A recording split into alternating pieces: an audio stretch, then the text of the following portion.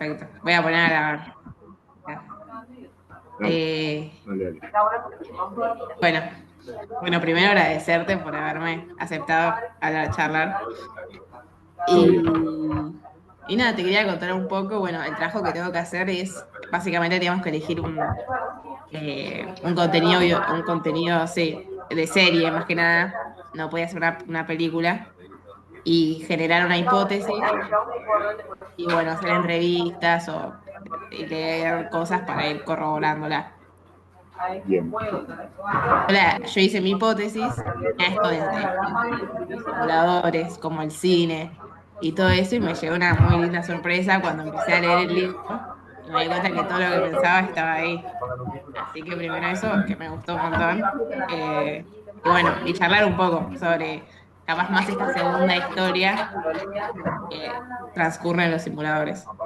Pero para empezar, para ver capaz de vimos, te quería preguntar si me podías contestar qué es el cine para vos. Es un arte eh, que resume y de alguna manera supera todas las anteriores. Es decir, ¿y qué es un arte? Un arte es una expresión sensible que intenta comunicar ideas. Así, te lo resumo lo más que puedo. Ok, Eh, ok, es, un, es, una, es la construcción de bellas formas para comunicar grandes ideas. Esto es. perfecto. Y también hablas mucho, bueno, de que capaz creo que está en el otro libro, no en este, del tono cifrón, del género cifrón. Sí. ¿Podrías hablar un poco de qué características tiene, cuál es el tono del que hablas? Bueno, justamente estaba charlando ayer con un amigo que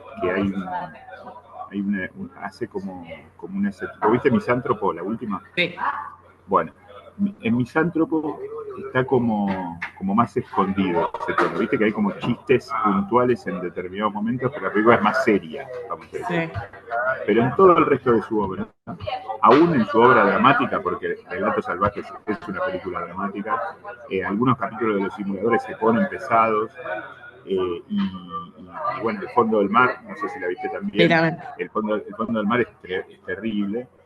Hay un tono que es como si sobreviviese la comedia y, y el melodrama en el sentido más clásico, más antiguo, sobreviviesen como en paralelo, como que todo el tiempo está al borde, como que está en un borde, que me parece muy arriesgado y muy elogioso de parte de Cifrón, porque trabaja al borde de un precipicio, es decir, se puede volver ridículo o se puede Sí. volver demasiado lacrimógeno, digamos. O sea, se puede caer por sensiblero o se puede caer por ridículo. Y él mantiene ese tono que es una mezcla de comedia y melodrama, básicamente. Y que puede Ok. ser que el argumento sea policial, que el argumento sea dramático, que el argumento sea una historia familiar o una historia, qué sé yo, los diferentes casos que se dan en Relatos Salvajes, por ejemplo. Pero siempre hay como un tono que sobrevive en donde, aunque los personajes no se rían o no les cause gracia lo que están atravesando, la cámara, digamos, el tono de la puesta en escena nos comunica una ironía, una chanza, algo por lo cual nosotros nos podemos poner por encima de eso, tomar cierta distancia y por lo menos sonreír, digamos. Eso me parece que logra Cifrón como estilo. Me parece súper distintivo de su obra, súper, pero de toda, comparado con cualquier otro director del mundo, digamos, y de todas las épocas. Perfecto. Y también quería hablar un poco de esto de la tradición cinematográfica por la cual ve el mundo cifrón, ve el mundo de los simuladores. Eh, Como Sí. qué caracteriza a esa tradición cinematográfica y decís algo que me gustó mucho y quería ver si te podías explayar un poco sobre que el cine clásico y los simuladores tiene eso de volverle a ponerle nombre a las cosas, como esa función adánica de resignar, reasignar. Uh-huh. Eh, Sí, me gusta resignar, porque resignar en castellano quiere decir no solamente aquello que apela a la resignación, sino que también quiere decir volver a signar, es decir, volver a transformar en signo. es otra acepción del mismo término. Eso me parece que es parte de la riqueza del castellano. El cine que hace Cifrón recupera, por lo menos dentro del cine argentino, una tradición que es la tradición del cine clásico de Hollywood, digamos. Que él la tiene filtrada, o no sé si filtrada, él la tiene como tamizada por el cine con el que se formó, que es el cine norteamericano de los 70. Coppola, Scorsese, Brian De Palma, John Carpenter, Peter Weir, Walter Hill, todos esos directores que él vio, Spielberg, que él vio y vio mucho, y vio muy bien, aparte, y que hay mucho de ellos en sus películas, sobre todo en Misántropo. Y lo que hace el cine clásico, lo que hace el arte clásico en general es presentar una transparencia, es decir, definir claramente y dividir claramente la primera de la segunda historia. Es decir, la primera historia es aquello que entendemos todos, que está en la superficie, que cualquier persona puede acceder, digamos, no es algo que el cine clásico nunca se privó de brindar, dar esa posibilidad de que sea para todos, ¿sí? Y la segunda historia, la simbólica, no es que es para un grupo reducido, selecto, elitista, sino que es para aquel que quiere, porque ya es una cuestión de voluntad del espectador, para aquel que quiere ver esa resignificación de las cosas, que quiere volver a encontrar signos tradicionales, que quiere volver a encontrar símbolos anteriores al cine, que quiere volver al verdadero origen de las palabras, que quiere volver a cualquier etimología relacionada con lo audiovisual. De hecho, ¿por qué esto es azul? Se puede preguntar a un espectador curioso. ¿Por qué esto es verde? Después puede ser que la película no responda a eso porque es una película que está hecha al azar. Pero cuando hay una buena película, cuando hay un buen director, cada detalle. ¿Vos leíste mi libro de Relatos Salvajes? No. Puro cine. Bueno, ese lo tenés que leer.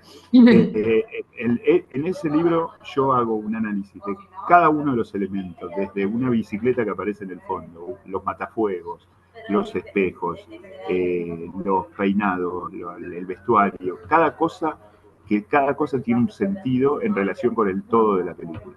Y que lo que hace cada uno de esos elementos es hacer que los 6 cortos no sean 6 cortos aislados, sino que Relatos Salvajes sea una película. Nada más que está dividida por razones, quién sabe cuáles, en 6 cortos. Pero en realidad es una película, porque hay un montón de elementos que se continúan en una escena hay una gomería y después hay en otro capítulo hay uno que sufre un pinchazo, Sí.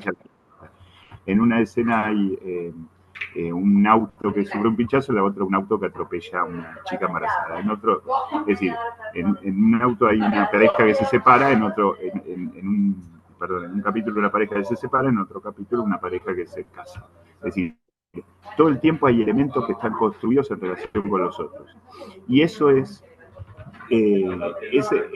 eso es la segunda historia, es decir, es ir a buscar, si queremos, no es obligatorio, como decía Borges, el disfrute del arte no es ni debe ser obligatorio, ir a buscar esa función adánica, es decir, volver a encontrar el sentido que está escondido, que no puede Fuera de estar campo. que está fuera de campo, exactamente. Que está fuera de campo. Eso es el fuera de campo. El fuera de campo es aquello que está en la segunda historia y que está al que accedemos si queremos. Obviamente lo tiene que construir el director. Si el director no lo construye y la película es mala, no hay tal.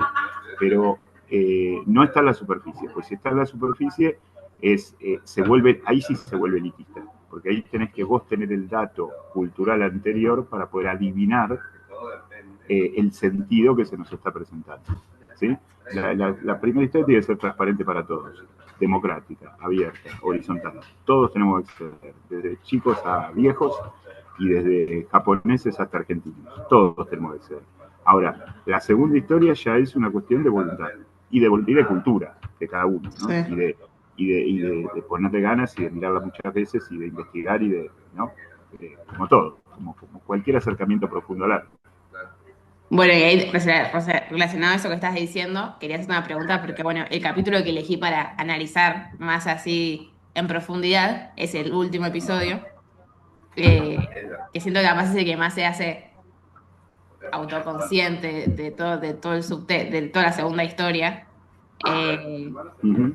y que esto que hablabas de, bueno, esto la primera historia tiene que ser abierta para todos, o no, no que solo sea eso, la segunda historia que solo sea lo que hay.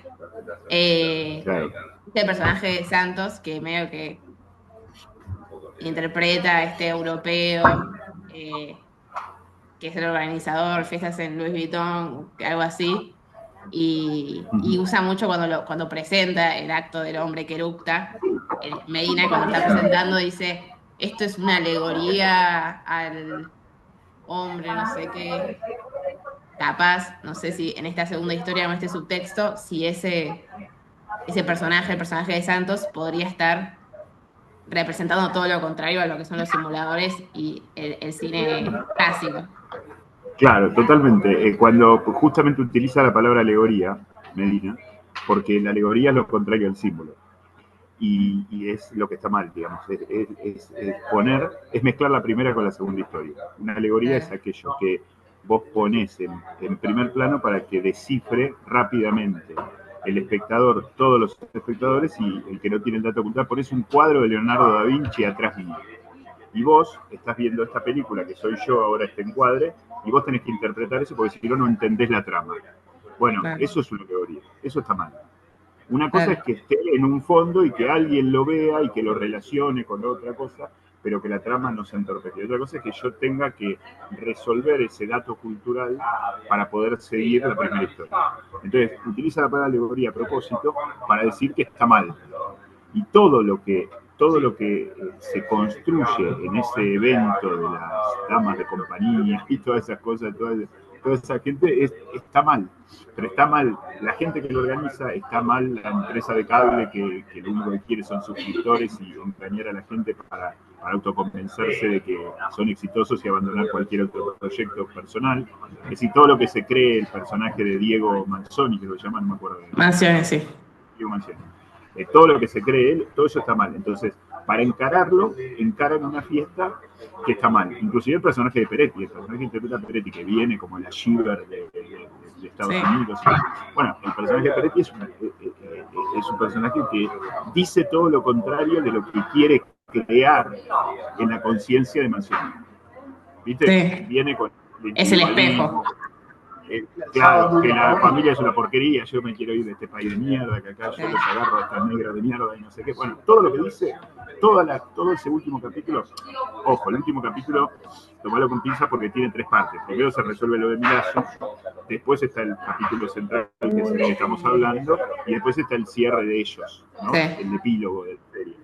En la parte central, todos los cañones apuntan a mostrarnos todo lo que los simuladores no son, todo lo que los simuladores no representan, y se espejan invirtiéndose, digamos, cada uno de los personajes y cada una de las cosas que dicen. Inclusive la palabra alegoría me parece que está buscada adrede y me parece genial. Aparte poner algo Sí. tan grosero y tan horrible, digamos, porque no Claro, es y usa, no, después lo de alegoría, dice algo como el grito de Munch. Y dije, uy, a mm, Cifrón no le debe gustar el grito de Munch. no sé, no, porque a veces está bueno mezclar, está bueno a veces poner, esto lo hace mucho el cine clásico, ¿no? Eh, poner en boca de personajes que tienen una postura negativa, poner ciertas verdades. Tampoco es una cuestión tan lineal. Tampoco es una cuestión tan lineal. Ok. En tal caso, lo que está diciendo ahí es que el grito de Munch está tan rebajado en este contexto en el que estamos presentando y poniendo en escena que llega a ser esta grosería horrible que no está haciendo una crítica del grito de Munch. Porque Ok, si no sería otra alegoría. Si no sería otra claro. alegoría. Tendría, digamos, es más, no importa si vos conoces el grito de Munch. Porque si importase y sería necesario para entender, sería una alegoría ya de por sí hacer referencia al grito de Munch. ¿Sí? Ok, sí. ¿Se entiende? Sí, sí. Y bueno, y algo que me parece muy interesante es que es la otra cara de esto del arte, de la alegoría y ese tipo de arte, que está, siento yo, como la revalorización del arte popular con los llaneos solitarios, que es Claro. ese grupo de música que nada, que es, bueno, por popular, como si fuera Hollywood, la industria, por ser popular, lo descalificamos y terminan siendo el vehículo para que Claro, Mansione vuelva a su casa. ese grupo es lo mismo que el eructo en términos de grosería en el espectáculo, porque es como el espejo de esa falsa aristocracia representada por las damas de compañía, pero que tiene un resto, como todo lo popular, como todo lo bajo, como el mismo primo el que hace el eructo es el primo no me acuerdo ahora el nombre del personaje del gordo, el Sí, primo o el sobrino del, sí, el sobrino. bueno, eh, como todo lo popular, como todo lo bajo, tiene un resto de tradición, tiene un resto, tiene algo siempre que puede ser reencausado hacia el bien. Y esto es lo que sucede al final, es decir, estos personajes que se los echa prácticamente después de la primera canción porque son, la verdad, son muy desagradables, eh, pero no son malos, no, son, no participan de ese entramado de maldad individualista que transcurre en el capítulo. Son como otra cosa, son un aspecto marginal, bajo, si querés, desagradable también. Pero como bajo, como popular, tienen un resto de tradición, como el circo, como los disfraces, eh, como ciertas cuestiones antiguas, como las máscaras. Es decir, pueden ser payasadas, pueden caer en lo ridículo, pero hay un resto ahí que puede reubicarse, reencauzarse en el bien, digamos, hacer el bien. Y también hay ¿Sí? algo, sí, y que esa tradición, capaz esos restos de tradición de la que hablas, también se vincula mucho con la propia tradición de Mansiones, porque una de las películas que pasaban en el cine eran Los Llaneros Solitarios. Claro, tal cual, tal cual. Eh, De hecho, y lo buscan, digamos, le buscan eh, digamos, la película el capítulo es absolutamente autoconsciente porque termina en un cine. Es decir, el objetivo no es solamente salvar a este pibe del individualismo y llevarlo a su familia, es decir, reencauzarlo en su destino, sino que termine en la reapertura de un cine. ¿No? Eso me parece una genialidad, porque sí, el destino es eso. Pero están los Llaneros Solitarios y están todas las películas con las que Damián se formó de joven y algunas de las que él recomendaría o repasa autoconscientemente en los demás capítulos, como El Padrino, por ejemplo. ¿Sí? Viste que el último capítulo de la primera temporada, el de Solo Puente, sí, bueno, empieza. empieza, y este último empieza con Apocalipsis Now, con el ventilador, Sí, sí, y de la canción de Doors. claro, la canción de tal cual. Espera que está sonando Eh, esto. Mandame un toque. sí, hoy. Dale, sigamos. Bueno, a raíz de esto hablando de la propia tradición de cada uno, te quería preguntar sobre qué pensás pues siento que este capítulo también trata mucho el tema de la infancia. De repente conocemos la infancia de Santos, bueno, esto de volver a la infancia de Mansiones, y, y que capaz puede haber ahí un espejismo, no sé si estás de acuerdo, entre lo que se convirtió en Mansiones, este chico que se crió con el cine, a un Cifrón que, obviamente, no, un Cifrón alienado, no Cifrón, porque Cifrón, bueno, pero como me hizo acordar mucho cuando muestran en el proyector eh, como que esa peli casera que hace de la Sí, familia del cine, que bueno, sí, sí, este sí. capaz puede ser un Cifrón chico, que bueno, se terminó, sí, alejando de su infancia, de su tradición. Mm. Sí, yo creo que tiene mucho de él porque el padre de Cifrón tenía. Estas son características biográficas que uno las conoce porque las conoce, pero el espectador común no tiene por qué conocerlas y tampoco habría que analizar las películas o las series con datos que uno tiene y otro no, ¿no? Pero es un poco la historia de Cifrón, el padre con una cámara de Super 8 grabando películas caseras, ellos viendo películas en el comedor de su casa cuando él era chico, él yendo al cine de muy chico a ver estas películas que después pasan en el cine del papá de Mansioni. Hay una cosa hay todo un tema con la infancia porque la infancia, primero, la infancia no prescribe, digamos, la infancia es lo que te marca para siempre. para bien o para mal, para que vos te desvíes o para que vos te reencauces en ella.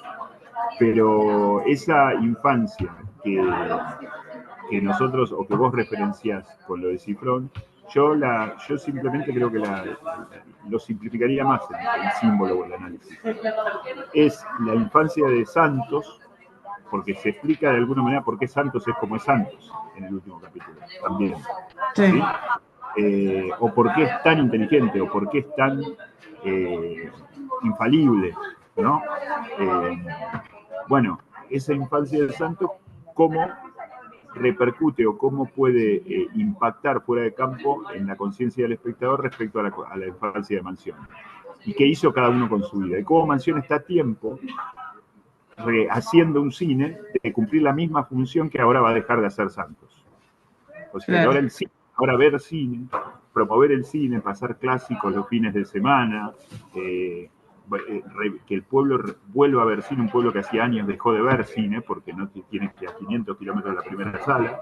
Bueno, ahora va a cumplir la misión que cumplían los simuladores en la vida real de la serie, antes, porque los simuladores dejaron de trabajar. Eso me parece que está ahí el tema de las infancias. Y después, bueno, el tema de la infancia en sí, digamos, cuando aparece la infancia siempre tenemos que tener las antenitas puestas porque la infancia no es solamente una cuestión freudiana o lacaniana, no es solamente una cuestión psicológica, es algo que nos marca para siempre la infancia. Es decir, aunque no nos demos cuenta, o aunque nos marque para un lado o para el otro, no es que nos predestina hacia un punto fijo, pero nos marca. Somos todo el tiempo en nuestra infancia. O por lo que perdimos, o por lo que extrañamos, o por el colegio que fuimos, o los amigos que tuvimos, o el barrio donde vivimos, o si fuimos pobres, si fuimos ricos, si nos dejaban usar el pelo largo a los varones, o nos cortaban el pelo cortito, no sé, Sí. lo que fuera, qué sé yo. Yo siento como que esto pasa un poco al revés, cuando uno se ve diferente. Mis padres tienen 85 años. Y yo siempre sentí, tal vez por rebeldía juvenil, las diferencias que tenía con mi viejo. Y desde hace unos 10 o 15 años cada vez me veo más parecido, hasta físicamente inclusive, o sea, es mucho más viejo que yo, pero hasta físicamente, es decir, veo gestos, tics, gustos, reacciones. Bueno, eso evidentemente es algo que o lo tomamos como algo maravilloso, extraordinario, bellísimo, o nos tenemos que matar, porque es así. Es fatal, es trágico, es eso que no se puede cambiar, uno puede hacerse el distraído en tal caso. Pero bueno, me parece que se pone en juego todo eso en el último capítulo. En toda la serie en general.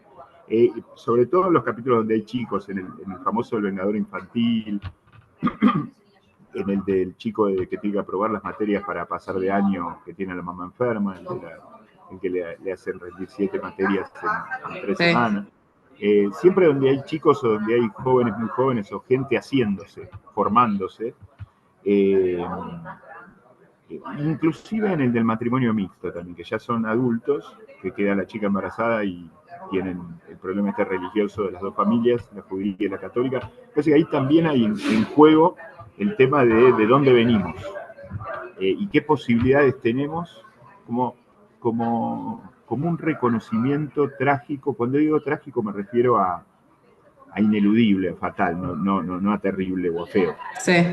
Como un reconocimiento trágico de cuáles las posibilidades que nosotros tenemos. Nosotros no tenemos infinitas posibilidades de ser.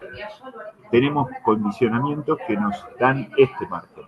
¿Viste cómo cuando te hacen la carta astral de los astrónomos? Sí. Vos podría ser esto, pero no podría ser aquello que está allá.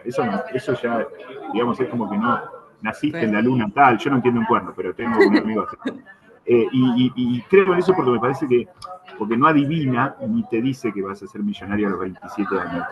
Te da como el margen, la apertura de este es el ángulo de posibilidades que vos tenés. Si querés atenderlo, si no, hace lo que quieras. Este es el ángulo. Bueno, hay un ángulo que todos tenemos más agudo o más obtuso de posibilidades a partir de nuestra infancia. A partir de nuestra formación. Y eso es indudable, y los simuladores, eso está fuera de campo todo el tiempo en el cine de Cifrón, porque tiene que ver con su formación como cine. En el último libro mío, en el de Misántropo, no sé si lo leíste, el de Misántropo. ¿Leíste el libro de Misántropo? No, me pasaron igual el de Relatos Salvajes, me lo prestaron hace una semana, le leí un poco, pero bueno. Bueno, no, después cuando puedas leerlo, en el de Misántropo hago un capítulo, le dedico a la formación cultural de Cifrón, porque me parece que Misántropo él pone en juego, no evidentemente, digamos, no groseramente, sino muy sutilmente, todo lo que leyó y todo lo que vio. El cine que le gusta, la literatura que le gusta, porque es una manera también de, la autoconciencia no es solamente repetir gestos anteriores, sino definir cuáles. Es decir, no es lo mismo citar al Padrino que citar a, no sé, a otra película. Es decir, en la cita está la autoconciencia, como en Apocalipsis Now, pero también está qué, digamos, qué estoy citando, no solamente el hecho de citar, sino qué elijo para citar. Y hay un capítulo, creo que se llama La Cultura, el capítulo del último libro mío de Misántropo, y en el libro de Misántropo, en el capítulo ese, hago un repaso de esta cuestión cultural que evidentemente es como una manifestación de él o sea, trato de explicarme yo y explicarle al lector qué ve, digamos, por qué él ve el mundo así o por qué él lo representa así. Porque no le queda más remedio que hacerlo así de alguna manera. Porque es lo que él leyó, lo que él vio, cómo lo leyó, cuándo lo leyó. No es lo mismo leer El Quijote a los 9 años como lo leyó Borges que leerlo a los 30, como lo lee la mayoría de la gente que lo lee. Cuándo lo leyó, en relación a qué películas o a qué otro tipo de obras, cómo era el círculo familiar alrededor de esa formación cultural, si era proclive a alentar o a censurar. Bueno, esa apertura está en Misántropo, me parece que está buenísima, porque aparte está muy sutil y muy, no en una segunda historia, en una tercera o cuarta, porque está muy en el subsuelo de la interpretación. Me pareció muy interesante decirlo porque lo vi, porque lo veo, porque hay personajes, sobre todo el personaje central, el misántropo, el asesino serial, digamos, que es un personaje que hemos visto con matices en la historia de la literatura a patadas, sobre todo en la historia de la literatura norteamericana y sobre todo en la historia de la literatura norteamericana contemporánea al cine, que tiene un tinte contracultural, es decir, anti-modo americano de vida, ¿no? Anti-norteamericano en términos de cultural. Y me pareció muy interesante esa cuestión. Me parece que el tipo tiene un directorazo. Nosotros a veces lo queremos porque es argentino, porque nos gusta, o por los simuladores, o por lo que sea, pero me parece que hoy es uno de los 10 mejores directores del mundo, tranquilamente. Y te puedo comparar con cualquiera. Tan lindo eso, ahora que es como universal. Esto Claro. Es para todos. Y quería recuperar eso que dijiste de la cita, que la cita es muy importante de qué citar, no es lo mismo citar cualquier cosa, con la cartelera que aparece al final del cine en este capítulo, que tiene El Padrino, después Qué bello es vivir, y después Kill Bill.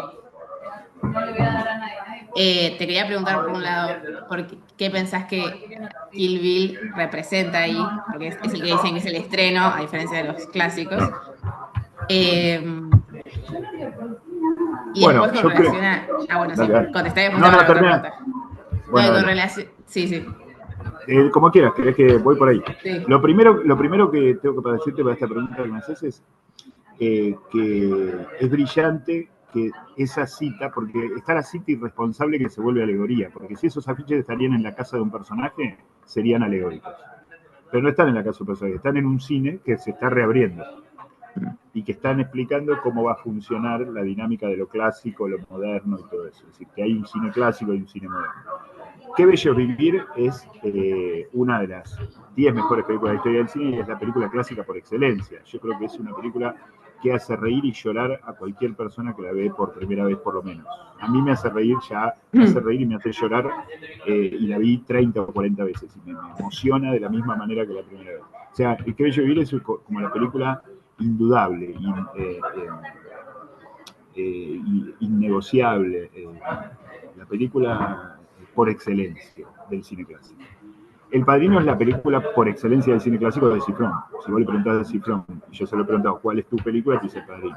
El Padrino es como dentro de lo clásico ya para los que tenemos 50, que digamos, inclusive para gente de tu edad también, pero digo, ya pasó a una etapa, ya pasó a un sitio clásico. No, ya no es una película como cuando yo vivía y veía cine en los años 80, que era una película relativamente reciente.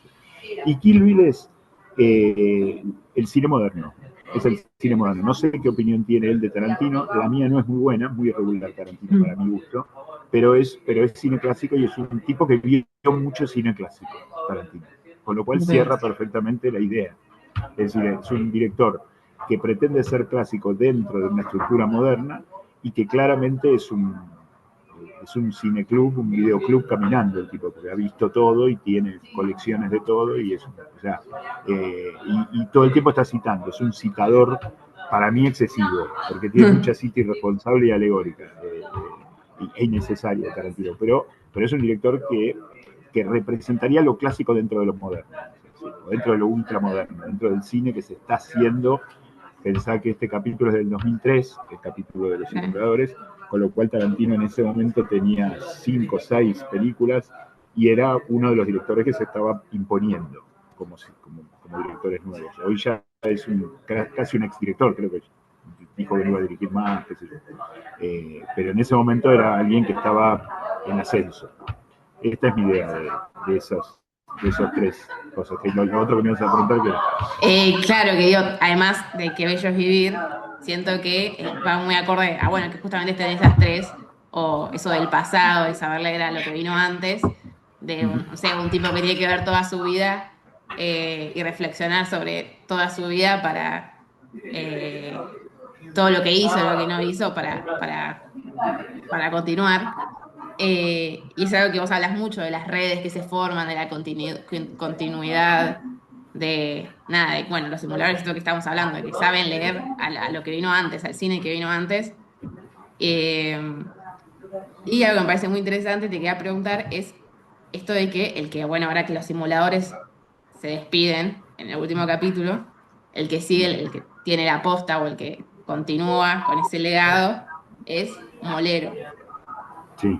el detective, que a mi entender es el único que pudo leer a los simuladores, el único que los entendió y los afrontó y eso, ¿no? Y los descubrió aparte, Sí, porque los descubrió, los encara, o sea, los encontró y los descubrió, se puso el chaleco antibalas para salvar su vida, lo encaró a Santos para felicitarlo, porque le dice, ¿usted sí. qué quiere, Molero? Quiero felicitarlo, vine porque los admiro. Y es el que va a continuar y es el que más justo es para continuar, porque es el que verdaderamente lo entendió y es el que viene de un lugar más, vamos a decir, más marginal. Viste la historia de Molero, que Sí, cuenta siempre, es un tipo vicioso, que viene de lo bajo, que es medio tramposo, medio mentiroso, que tuvo un par de matrimonios frustrados, que viste que es un marginal, sí. pero pero los simuladores también. Ya. Los simuladores también son marginales. No pueden vivir, no tienen una vida social, vamos a decir, normal. No podrían. Pero bueno, es parte de su santificación o de su camino. Quería decir algo que me quedó sobre Qué bello vivir. Yo una vez pensé que toda esta cuando estaba escribiendo esto de la comunidad que generan alrededor los simuladores del boca en boca, ¿no? Esto de que generan como una red de contención, como que hacen comunidad, que es una de las misiones del arte, hacer comunidad. Esto puede estar tomado de Qué bello es vivir. Qué bello es vivir es el espíritu de Qué bello es vivir, que imagino que la viste, sí, Qué bello Sí. es vivir. Bueno, es ese, pero Qué bello vivir sirve para todo. Después pensé, si yo pongo Qué bello vivir, en realidad Qué bello vivir se puede usar para ejemplo de cualquier cosa que esté bien. Sí. Porque en verdad no es solo eso, pero hay algo de eso, inclusive hay algo de eso en el último capítulo con respecto a hacerle ver a Mansione que, como le hace ver el ángel al personaje de James Stewart en Qué bello es vivir, eh, que, que la vida vale la pena, que la vida de esa En gente, comunidad. la vida en comunidad vale la pena, que siempre siempre va a actuar la providencia, es decir, siempre va a haber algo que nos va a ayudar, siempre va a haber alguien que se va a solidarizar, no hay que abandonar tan fácil, no es que está todo dado vuelta, aún en las malas. Eh, y me parece que también es que aparezca ese helicóptero en ese puente, justo en un puente, donde trae a los tipos estos, a los llaneros, estos raros, ¿viste? Sí. Justo van para Chile, que obviamente van para Chile porque los simuladores los mandan a Chile para llevarlo a él. O sea, está todo armado, todo Sí. ese armado que es como una especie de armado como si fuera un diseño divino, es decir, como si los simuladores actuasen como dioses en Claro. teoría. Sí, que Pero venga del cielo, el helicóptero. que venga del cielo y todo, y que después va atravesando el cielo y todos los autos que están trabados en la ruta lo miran como diciendo, mirá qué rápido va este, bueno, y que Sí. llegue justo a la hora que tiene que llegar para la cena de Navidad. La Navidad, que sea Navidad el último capítulo, me parece que es una preciosura. Es una preciosura. Sí. Me parece que se puede tomar el Qué bello vivir como ejemplo. Pero ojo, cuando tomamos como ejemplo películas como Qué bello vivir, que en realidad se pueden usar para todo, porque son multiuso. Digamos, ese es Sí. el problema. No es que Ok. solo irradia hacia el lado de lo comunitario, o hacia el lado de la solidaridad o del entendido de red comunitaria. No, irradia para mil lados. Qué bello vivir, es eterna. Es polifacética por decirlo mismo. Bueno, voy a tener que cerrar porque se me mandó, viste, que te manda el timer Ah, restante, que quedan 3 minutos. Así que encima me gustó que cerró con un mensaje alentador y esta película que a mí también me encanta, personalmente. bueno, Así que bueno, nada, agradecerte por haber aceptado por favor. y nada, de vuelta decir que me gustó mucho, que lo voy a compartir, lo voy a recomendar a... Bueno, bueno, te recomiendo la lectura de los otros dos, del de relatos, por esto de los detalles, y el de Sí, Lisántropo por la película que es Lisántropo y sí, no. por la superación que él mismo ha hecho de su, de su obra, que me parece que en el libro está reflejada, humildemente lo digo, digamos, la película es No, mucho obvio, mejor que el libro, sí. claramente, pero me parece que está reflejado. Bueno, después contame cómo te fue en el trabajo, mandame algo, qué sé yo, Sí, si me queda bueno, sigamos. te lo envío. Te lo muestro. Porque no es tan largo encima. Bueno, bueno, Muchísimas gracias. sí, no, Te por mando un favor, abrazo. Chao. a otro.